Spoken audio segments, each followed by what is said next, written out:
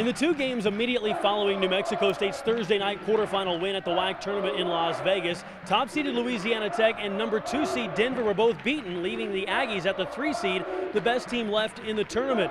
While it may have seemed like New Mexico State had an easier path to the championship, Texas State, the number 7 seed, remained in the way for the Aggies, having played pretty well of late, winning 5 of their last 7. New Mexico State could ill afford to take the Bobcats lightly. The Aggies started off pretty well. Casey Ross Miller used the defense to create some offense, picking off the pass, breaking away for the layup, part of a 7-3 opening spurt for the Crimson and White. Texas State struggled to make shots early on, but was pesky, using offensive rebounds to keep it close. Bobcat leading scorer Joel Wright grabbed it off the glass and put it back in not once, but twice to make it just a 1-point New Mexico State lead.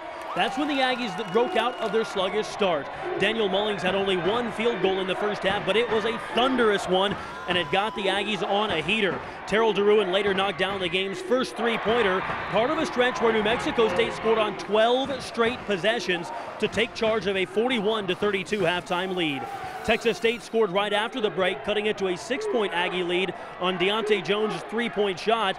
Then it became the Casey Ross Miller show. The New Mexico State sophomore answers with a 3 of his own on the very next possession. Then he gets the steal, the drive, and the sweet dish to Mullings for the finish. The Aggies were in control, up by 16 at 51-35. Texas State, however, continued to just hang around. Jones again from deep. In fact, he hit back-to-back triples to trigger a 12-3 Bobcat run, cutting New Mexico State's lead to just 5. Then, out of nowhere, Remy Berry scores off the bench on 3 straight Aggie possessions to stretch the advantage back to double digits. And then big Sim Boulard delivers the dagger, the rebound, and the flush. It was probably a little more uncomfortable than they would have liked, but the Aggies got big buckets when they needed them all night long to advance to a second straight WAC championship game with a 74-65 semifinal win over Texas State. You know, you realize that those opportunities don't come often. So when you get them, you just got to make sure you're totally prepared and you've done everything you can do as a coach to prepare your players, and then may the best team win.